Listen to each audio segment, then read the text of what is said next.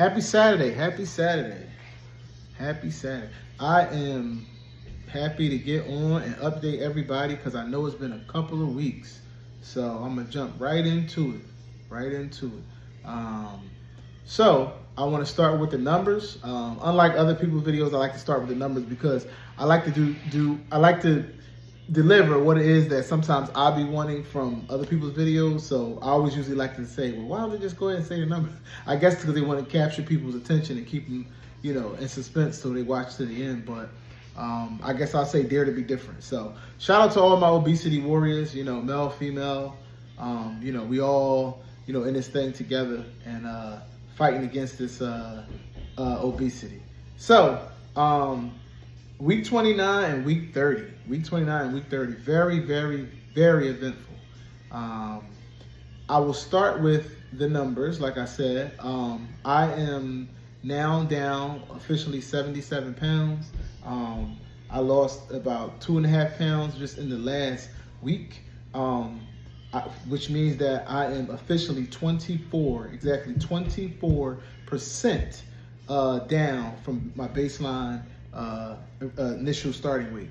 So, that's just amazing. That's retatrutide numbers. A lot of people, obviously are, awaiting that retatrutide, which I think will be out most likely next spring, either late this year or early next spring. And that's boasting 24% weight loss in 48 months. So I can say that I am now officially 24% down in 30 weeks. So I have beat even the retatrutide's claim for their average in 30 weeks. So I'm actually leading that. And obviously, if things continue to go exactly how they've been, by 48 weeks, I will, I would have beat, the percentages given for the most powerful weight loss drug that there is. So that is like nothing to, downplay, because that's a big deal. You got a lot of people fighting and clawing, to even get their hands on medication. So I feel blessed to be on brand Zepbound, and I am on 7.5 because I did titrate back down from the 10. I'm still on 7.5, and my weight loss for this month was 7 pounds, which was the lowest.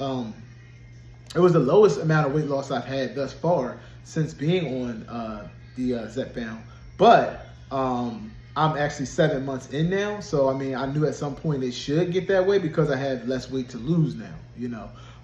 So my goal is 210. So I'm actually 242 pounds right now. So I'm just about 32 pounds away from my ultimate goal. Now 220 was my original goal, but as I've watched other creators try to fight and figure out maintenance, I see that you kind of need like that 5-10 pound gap, so that's why I said that my ultimate goal is 210.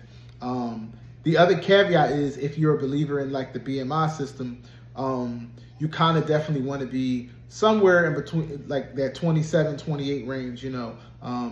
The 24, I don't believe in that, because I think that it was such a broad system, that a broad calculation, that it doesn't calculate appropriately for all body types, so meaning bone mass and things of that nature. So I feel like it needs a little bit of space. And then just watching, one of our popular channels, they had one of the doctors on there, and then he had, mentioned that, 27 was probably optimal if you're going to follow BMI. And I kind of agree. I think that anywhere between 26 and 28, I think you're okay. So for me, that means I would have to be around 200, anywhere between 200 and 210 pounds. Still don't have to get into Wonderland. Like I told everybody, overweight is actually okay with me, and I don't have any desire to be in Wonderland. I know like one of our guys, Round Mountain Zepbound, he's now like comfortably in Wonderland at right around 198. So like I said, it depends on take you where it takes you, along with your hard work. So you can't necessarily 100% determine where it is that you end up. You just do the work and then follow the process, which is what I'm doing. But like I said, for me personally, my bottom out is like 200, 200 pounds. I'd rather still be two something. So 200 pounds is kind of like where I would like to, kind of bottom out. 210, like I said, is optimal for me. But, if I was 200, I ain't gonna be mad at it. You know what I mean? So it is what it is. But yes, 210, 220 is kind of where I want to float. But if I end up, at 200 pounds, then, so be it. I mean, you got to follow the process. But that's it. I don't have any plans on, going into Wonderland. Not at all. But yes, 24% is just absolutely amazing. Which, if I even go in that far, will probably put me at like 37% down. So we rival in bariatric surgery just 6% from now. So but right now I'm to the point where, in all honesty, I look, I like kind of how I'm looking at my clothing. Non-scale victory is, I can fit pretty much clothing that I, hadn't put on in 7, 8, 9 years, because I'm a weight lower than a weight that I've been at that time, at 242 pounds. So, and it fits like very loose, you know what I mean? So, I think that that's a huge non-scale victory. And I honestly felt like I, wish I would have done a better job with inches, because I didn't do that well with recording that. I do know my, around the waist and what have you, right up under the chest. I did do that, and I've done that a couple of times. So I'm aware of what I lost there. But just overall, total body inches is something that I feel like I lost.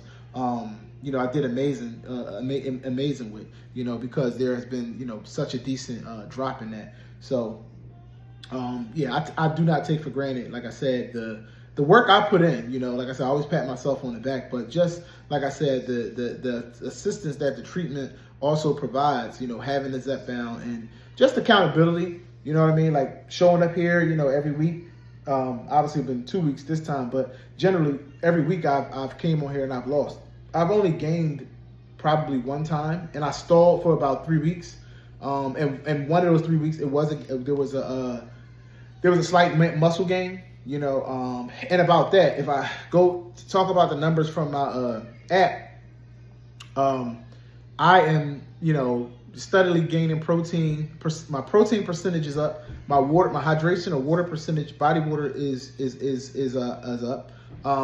That's right where it needs to be. Protein is probably just like 1% off from like optimal, which is like nutritioned. So I'm doing well, right there. My visceral fat, is at 24. It's been that way for probably the entire month of July. My actual body fat is at 32, and my BMI is at 32. So if you can remember, my BMI when I started this was a 43. So go from a 43 to a 32 BMI is just amazing. My body fat was like around 38, 39. Now it's at 32. Just amazing. You know what I mean? And like I said, even the weight, losing 77, almost 80 pounds, 77 pounds, which is nearly 80 pounds, in 30 weeks, in just 30 weeks, I mean, 30 weeks ago, I mean, who would have thought, you lose nearly 80 pounds and 24% of your body weight, in just 30 weeks, and I'm just thinking now, like, what does week 72 look like? You know what I mean? Where can that, where does that take me? Obviously, like I said, I feel like I still got about, I can still lose 30 or 40 pounds and be, completely fine with it, but, and I think that it may happen, so, and again, like I said, I titrated down to 7.5 because the 10, when I went on that, I felt like it elevated my heart rate just a little bit too much. But, so those are the numbers, man. I mean, just amazing numbers. 24% is just, amazing. I think I'm definitely probably about ready for my downsized interview. So, I'm kind of cool with one of the moderators, Darian. He's kind of always in looking at my videos and, commenting, and I'm conversing back and forth with him because he's super supportive. And, I probably got to send that email, to Lorraine and get over there to the downsize and kind of talk about it. You know what I mean? Because this is something that, I would like other people to be able to do and just take tips. I learned so much. I mean, I've just been such a sponge with just taking the information, from everybody's journeys and, obviously making everything my own and just doing my own thing, focusing kind of on me. And I became, a very, very big proponent of like the fasting, and I'm like in an 18:5 ratio, like, because I eat about I would say anywhere from like 1 to 7, and or 2 to 8, and not before or after, and that has done wonders for me, and I'm always getting like high protein because I'm one to, do like nice ribeye steaks and chicken and fish. I don't do a lot of a lot of vegetables. I just do kind of like broccoli. I don't eat a lot of different vegetables. Broccoli is kind of like my go-to, maybe some peas every now and then, but it's primarily broccoli. And then the other thing is I get shrimp too. So, like the shrimp and the chicken and the steak, it's just really done wonders with like boosting, my protein. That whole food.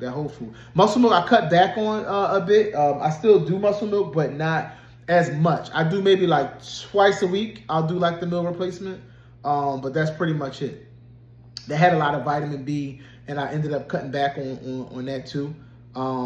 So yeah, that's kind of like where I'm at with that. So I get it. Primarily everything for me comes from Whole Foods, like my Whole Foods, and not a lot of, I do have fries from time to time. But I also have burgers. Burgers is a go-to for me too. I do the burgers, cause that helps, with protein. And, I'm not a calorie counter, but, every meal I eat is pretty much typically around 1,000 calories. So, and I only eat twice a day. I don't do the breakfast, obviously, with me, being such a faster.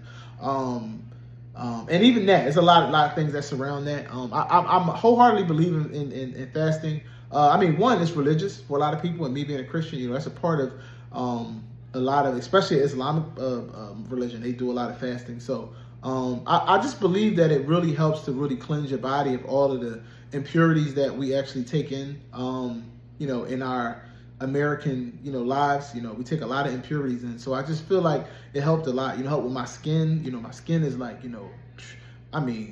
way, way better than it was when I started. I post a lot of photos. So anybody that hasn't visited my channel, and you know what? Let me stop right now. I'm already like 12 minutes in, and say, anything that I'm saying here is just the opinion of my own. I'm not a physician. I'm not, expecting you to do exactly what I do. I'm just actually talking about my experience, the way I see it, and showing results.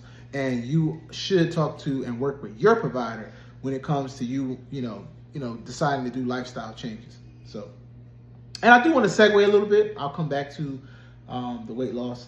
I do have to have a surgery in the near future. I've talked about the osteoarthritis that I had in my toes, in both of them. And one of them in my right foot has got progressively worse to the point where I cannot no longer receive the cortisone shots that I was receiving over the years, because it is not going to help me anymore. So I am going to go for surgery, probably, a little less than a month from now. Or in about a month, and get that taken care of. So I will be, probably down for about 10 to 12 weeks. So that's something that I'm thinking about navigating, because that means I have to come off of my shot for a couple of weeks, since I'm actually going for the surgery. You do have to stop that before you, go in, for surgery. So, I'm thinking about that. And then just the 10 to 12 weeks that I can't be on my feet, it's 2 weeks I can't put pressure at all. And then 10 weeks of like kind of healing and everything. So I won't be working, so I do think about that, because, being sedentary sometimes will, affect things, and could put weight on. So I do think about titrating to the 10 during that time. It is on my mind that maybe in September I might titrate up to the 10, just to protect myself from actually gaining anything. I want to keep losing with me not being able to do as much activity, because what I feel like spawned this, latest arthritic attack that ended up, having me no longer, be, well, obviously it's years of the same thing, but, just in the position where it kind of like sped it up. It's working out. I'm a proponent of doing squats and resistance training, and that's what I was doing. And it kind of like, I think, aggravated it. So, just kind of like got my thoughts, with that is something that, I'm really trying to, begin to navigate. So what I know I'm going to do is I'm going to keep lifting weights, because I can sit down, you know, I just can't be standing up doing the work, so I can sit down and lift, you know. So I think when I was talking to you about hypertrophy, you know, like I have my weights here right now. So I'm a, you know, like I said, spend a lot of time with these, you know, just working on arms because I can work on arms and chest, you know, arm, chest, and everything like that. You know, obviously I can't, you know, work on my feet, but that doesn't mean that I can't lift. So where there's a will, there's a way, and I'm gonna be lifting away. So my arms might actually get a lot bigger just doing this 10 to 12 week period with all the lifting I'm, you know, planning on doing. So, you know, there's that. So, you know, I also wanted to mention this, this new quad agonist that I heard about. It's super duper duper preliminary. I mean, they're still testing it out on like, you know, small like monkeys. You know what I mean? Like this is so preliminary, but I did hear about it and I wanted to share it, you know, with y'all. You know, let me dial in real quick so I can to my computer and I can pretty much, you know, kind of like share that information, you know, with you guys. About what it is that I see coming down the pipe, because this is something that actually will be muscle building. So it is very interesting. Like if this actually takes off, I think that it'll be, you know, something that, you know, could be really amazing for, you know, people that actually worry about losing muscle. So the effects of the combination therapy on fat and muscle mass in monkeys, by way of these this new quad agonist is, I think, going to be amazing. NA931 is what they kind of calling it. NA931, and it's a trecgrumab, which is a myostatin inhibitor that reduces muscle breakdown, and garstomab. Well, I'll spell it GARETOSMAB. So I see that as garetosmab, an activating A blocker that boosts muscle growth signals. So this could be something, like I said, that really, really, really kind of moves the needle for a lot of people. And NA931 regulates IGF-1. So you'll have a quad agonist, IGF-1, GLP-1, GIP, and glucagon together. So it's being said that it has great bioavailability in the body. It is safe and well tolerated with no serious adverse events observed. It's been shown to significantly reduce the body mass index without muscle loss. It is available in oral formulation, convenient for patients to take 1 capsule a day. So this will be something that you would take daily.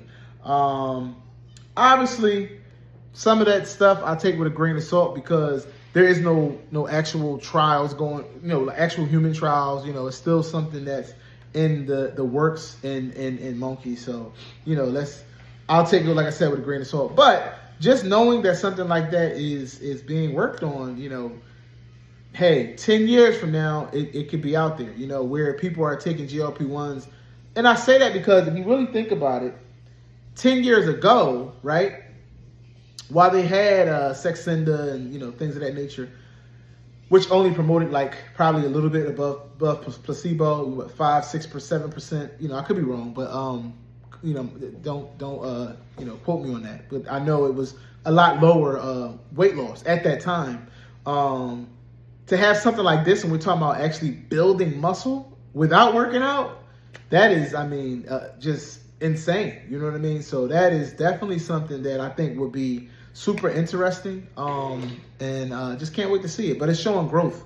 It's showing growth. I hope that they go ahead and lower the prices on, like I said, this fall. I think it's going to happen this fall. I think Eli, you know, if they drop retatrutide, they will be able to lower the prices on brand, because it's just unfortunate that, you know, it's still as expensive as it is, and everybody can't really take part the way that they should be able to help, you know, with the inflammation and, you know, these different health markers that people are suffering with. Because, you know, the answer is right here, you know, and that's why I keep coming back, just doing the videos and trying to, you know, motivate people. And the GLP-1 community is amazing. You know, I've heard it a lot over the last several days, and really just sitting thinking about it, it is, you know, it's like it's literally like our own secret society, you know what I mean? Like, you know, it's something that, you know, like I said, this holds us accountable, you know, because we accountable to each other, and your family and things of that nature. But A lot of times, oftentimes, those that are not in your immediate household, they're family, but they're like right outside, don't necessarily deep dive into GLP-1s like we do, and they don't understand. So, they, may make comments and say things that they don't understand. So I just kind of like, not to me, but I mean, just watching stuff online and stuff like that, where they just don't understand. This is why I'm glad to educate and be educated so we can help them understand, because it's too important. These drugs are too important to the survival of us, as a people, because obesity is something that, I feel like is leading to a lot of the cancers that we're seeing, and it's harming a lot of people and taking people early. So, all of us are just trying not to be one of those. We want to be the people that actually, stick around, for our families. So, and that's driving me into my next point about compound. I'm really a proponent of brand. Obviously, I don't really, necessarily agree with compound, not because I don't agree with compound itself, because like I said, by profession, I manage a pharmacy. I said that before. I do manage a pharmacy, so I'm well versed, but in compound, because we've been compounding things like lotions and all kind of stuff forever. We compound, all the time. But GLP-1s is something that unfortunately it was abused by certain companies, and it's hard to trust things being compounded because of the nature of the business, right? The money. And one of the very, very super smart doctors that I follow on one of our channels, had some good points. And one was, if you are going to, be on a compound, don't purchase it from the same person that prescribes it. Don't purchase it from the same person that prescribes it. And it made so much sense, because it's like, when the same person that prescribes it, you're purchasing it from, right? If you think about it, and especially if you're paying cash, once they're paid, they're paid. Once you get the medication, you get the medication. So whatever they're compounding, which you won't be sure of, they can easily, make it not as effective, and yet still provide it to you, because once they got your money, they got it. They already made all the profit they need to. But it behooves them to actually, obviously provide you with a bit less, right? Because at the end of the day, they're actually are for profit. So you want to go to someone who's actually prescribing, but not also selling, right? You get it prescribed somewhere and actually get it, receive it from a different distributor, because, you don't want it to be a conflict of interest, So that's definitely, something that I really thought about. And furthermore, the moment that something is actually changed, such as a supplement added to, like a vitamin B, it's considered a supplement, right? It's considered a supplement, and the FDA is no longer, actually watching, that product. So that's where the danger comes in. And my thing is, if you do compound, it's just to try to go with an actual, a well-known, trusted provider who can actually set you up with a well-known, trusted distributor, separately. So that way, you can sort of kind of like hopefully trust, that things are on the up and up with the compounder. But yeah, that's just it. Like, with the compounder, you just don't know what is going in the compound. It could be half water and, a little bit. Because I've heard people, say that once they got on brand, another channel that I actually follow, they were saying that the brand is something that, feels a lot different. They were fuller, a lot longer, and it just was a whole different feel, it felt different, because the actual compounded really wasn't doing the trick. And so when I hear those things, I'm like, yeah, because I think they probably that distributor is not giving you as much medication as they should. They're cutting it. And they're stretching, it's stretching, you know what I mean? So yeah, it's just something to really, really, really think about. So, there's that. So yeah, I did say that I wanted to, talk a little bit about mental health. So I'll kind of like wrap the video with this last part of the segment, I think as people in general, obviously mental health is not something that we actually pay enough attention to, because our brains are organs, and they get sick. And I think that oftentimes we kind of don't look at that the way with the importance that we should, but we definitely should. Because I feel like, in certain communities, especially, we don't look at it enough, and a lot of us suffer in silence, and I'll say for sure, like, especially males, right? As a male, a lot of times, with us being the strong providers, a lot of us, in our households, oftentimes, it's like, people say, "Hey, how you doing?" And we say, "We good. I'm good." And it ends right there. There's nothing else, You sure? Yeah, I'm all right. That's usually what we say, and we end it right there. But technically, I mean, if you really want to, deep dive, we're not. You know what I mean? There's a lot that goes on with us that we don't talk about, whether it be work, whether it be, financial, whether it be your health, whether it be your relationship, all of those things, they all matter. You know what I mean? And they all affect you in different ways. So I would say, check in with your significant other or, male partner and just ask, how they're doing. You know what I mean? Because, me and my wife had that conversation. She checked in and asked me about some stuff, listed some things. And, I agreed. She kind of was spot on. So she knows the things that kind of affect me mentally or have affected me mentally. And I appreciated that. So, I did tell her thanks. But yeah, like you definitely want to be checking in, with the guys sometimes because, we super strong and don't really, talk about things. But just through the journey, you know what I mean? Like I said, I have sort of kind of I like to sit with some things sometime and really think about, how am I? How do I feel? You know what I mean? Because I'm at a point where was at a point where me being the weight that I was really, dragging me down.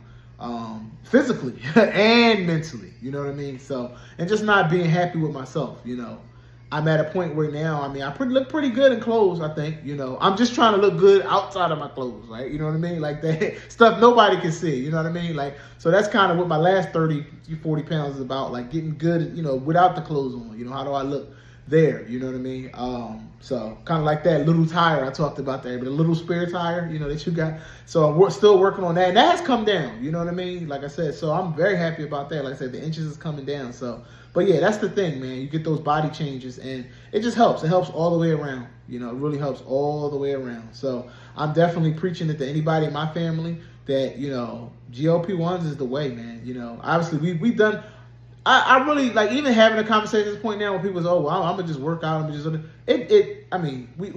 We've been doing that all our lives, just trying to work out and trying to eat right and trying to but how long does it last? You need help, you gotta go for it. You know what I mean? So that's kind of where it's at. We gotta seek treatment, go with the help that's out there for us. And just like I said, do what we need to do to actually live and be around longer. For our kids and family and ourselves. You know what I mean? Like just push towards that longevity. You know what I mean? It could be tough, but I know we got it in us. So I think that's everything. You know what I mean? Like I said, it's been 2 weeks, and I had a lot to kind of catch up on. But yeah, the weight loss is rolling, man. 24% of my body weight, man. I remember back on week 12, I had said that I guess I said at 24 weeks, I would probably be at 24%. It slowed down a little bit. I hit it at 30 weeks, but hey, I still hit it. You know what I mean? So, that's early on, me not really thinking the process through that weight loss will slow down. Even those 3 weeks I had with my body, just trying to get used to everything. And my body itself was still doing so many changes, even though the scale was slowing up, it was just still going through a lot of changes. So, I lost, like I said, a lot of inches, you know what I mean? So I think that, just with the overall journey, I am literally like the gold standard. I feel like, being nearly 80 pounds down at this particular time, this quickly, I think is very good. Not necessarily rapid, because when I go back and I do the math across my 30 weeks, I'm still probably a little more than 2.5 pounds per week. Right? Probably like 2.7, you know what I mean? Right? Like under 3. So, and obviously they say 0.5 to 2%. And then considering my weight being over 300 pounds, I think it's pretty optimal. It's not rapid, you know what I mean? But it's very, very good, you know, because some people stall and just can't go any farther. So, yep. But yeah, there's that. So obesity warriors, stand up. Like I always say, and like I always end my videos, we in this together. Later.